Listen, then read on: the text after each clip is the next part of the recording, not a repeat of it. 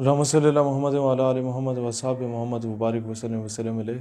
मैं अभी तक बहुत खुश था, इस फैसले के हक़ में था जो आज हुकूमत ने किया, लेकिन और मैं यही समझ रहा था कि शायद कादियानियों के नज़दीक घेरा तंग किया जा रहा है। लेकिन जब मैंने ये रब्वा टाइम्स की न्यूज़ देखी, जो कादियानियों का ऑफिशियल चैनल है, उस पर लिखते हैं कि जनाब कादियानियों को माइनॉरिटी, कादियानी नहीं बल्कि अहमदी मुस्लिम्स को माइनॉरिटी कमीशन में दाखिल किया जाने का कह दिया गया इमरान खान की जानिब से।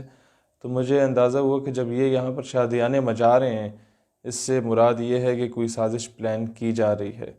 और इसमें दो तीन चीज़ें मैं गवर्नमेंट ऑफ पाकिस्तान से ज़रूर पूछना चाहूँगा कि आईन पाकिस्तान के तहत कादियानी ख़ुद को मुसलमान नहीं कह सकते, नंबर वन।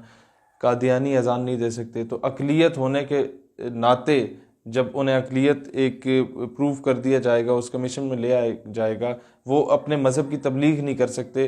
तो अक़लियत है, तो यहाँ पर जो क्रिश्चियंस हैं या हिंदू हैं या सिख हैं, वो तो अपने मज़हब की कर रहे होते हैं, तबलीग भी कर रहे होते हैं, ओपनली होली भी मना रहे होते हैं, ओपनली ईस्टर भी मना रहे होते हैं और उसके हक़ में दलाइल भी दे रहे होते हैं। तो क्या कादियानियों को बतौर अक़लियत इसकी इजाज़त मिल जाएगी? क्योंकि कॉन्स्टिट्यूशन में तो इसकी इजाज़त नहीं है। लिहाजा ये एक बहुत बड़ा सवाल है। और फिर अभी मेरा ख़त्म नबूवत यूथ फोर्स के जितने कायदीन थे, उनमें से कईयों से रब्ता हुआ। उनका ये कहना था कि कादियानी, क्योंकि उन्होंने बहुत करीब से इन लोगों के अभी चीज़ों को सुना और देखा, कि कादियानी इस बात पे खुश इसलिए हैं कि वो ख़ुद को अक़लियत, मुसलमानों की अक़लियत मानते हैं कादियानी, कि हम लोग तादाद में तो कम हैं। अब जब वो अक़लियत मानते हैं कि अहमदी मुस्लिम माइनॉरिटी के नाम से ख़ुद को वो तसव्वुर करते हैं, तो उस बेस पे हैं तो ये सारे झूठे। इनको खुद भी पता है, इनके जो मेन स्ट्रीम के लोग हैं, कि झूठे हैं, फ्रॉडी हैं, पैसे, औरत और शराब की लालच में ये लोग सारा ये हरकतें कर रहे होते हैं, इस्लाम के ख़िलाफ़ साजिशें करते हैं। तो इसी नोयत पर क्या ये अक़लियत का फ़ायदा उठाते हुए हमारे अक़लियती कोटे में आके पाकिस्तान के जो है वो जिस तरह हिंदू और यहूदी और ईसाई आए हैं, बीच में घुस जाएंगे सिस्टम में और उस तरीके से ये इस्लाम के ख़िलाफ़ साजिशें तो नहीं कर देंगे? फिर अक़लियती कोटा तो हर जगह पर है, टीचिंग फैकल्टी के लिए भी होता है। अक़लियती कोटा तो मैं समझता हूँ कि हर महकमे में होता है, हर इदारे में होता है। तो ये क्या उसी का फ़ायदा उठाते हुए, अपना रसूख करते हुए अक़लियती कोटे की आड़ में आके क्या घुस जाएंगे हमारे सिस्टम में?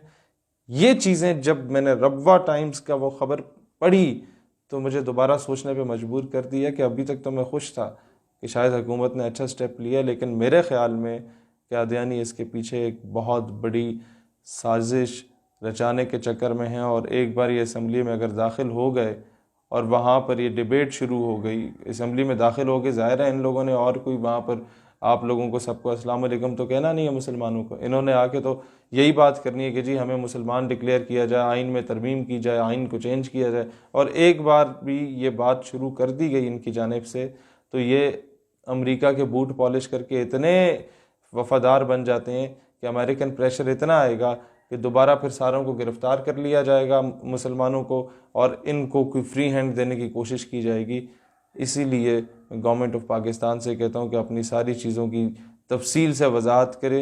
अभी तक ये अवाम इस शशो पंच में है कि आप लोगों ने किया क्या है और आप करना क्या चाहते हैं। अल्लाह ताला दीन इस्लाम और वतन अजीज़ पाकिस्तान का हामी और नासिर हो। पाकिस्तान पाइंदाबाद।